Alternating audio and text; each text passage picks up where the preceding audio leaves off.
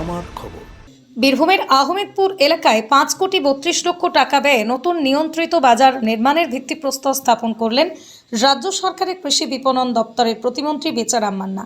বীরভূম জেলা নিয়ন্ত্রিত বাজার সমিতির উদ্যোগে এই বাজারটি গড়ে উঠবে। বৃহস্পতিবার বর্ণাঢ্য অনুষ্ঠানের মধ্য দিয়ে নতুন বাজারের ভিত্তিপ্রস্তর স্থাপন করা হয়। অনুষ্ঠানে উপস্থিত ছিলেন বীরভূমের জেলাশাসক ধবল জাইন, লাভপুরের বিধায়ক অভিজিৎ সিনহা, বোলপুরের সাংসদ অসিত মাল সহ অন্যান্য বিশিষ্টজন।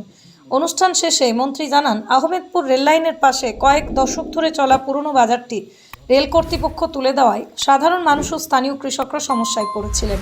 সেই বিষয়টি মাথায় রেখেই রাজ্য সরকারের নিজস্ব জমিতে আধুনিক নিয়ন্ত্রিত বাজার গড়ে তোলার উদ্যোগ নেওয়া হয়েছে। নতুন বাজার নির্মাণ সম্পন্ন হলে প্রায় 220 জন ব্যবসায়ী ও হকারের কর্মসংস্থান হবে বলেই জানান মন্ত্রী। পাশাপাশি স্থানীয় কৃষকরা সরাসরি তাদের উৎপাদিত পণ্য বিক্রির সুযোগ পাবেন, ফলে এলাকার অর্থনীতিতেও ইতিবাচক প্রভাব পড়বে।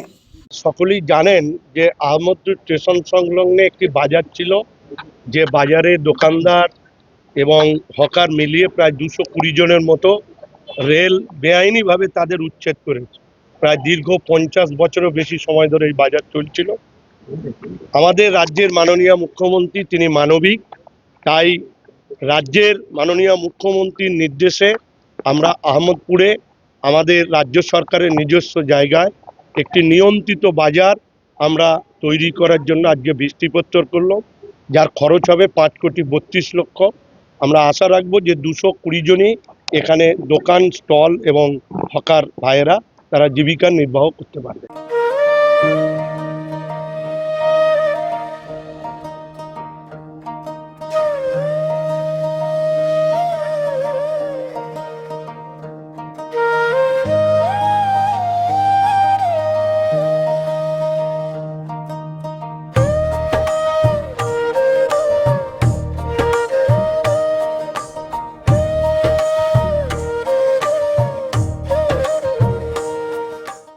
দেখতে চোখ রাখুন আমাদের ফেসবুক ও ইউটিউব চ্যানেলে।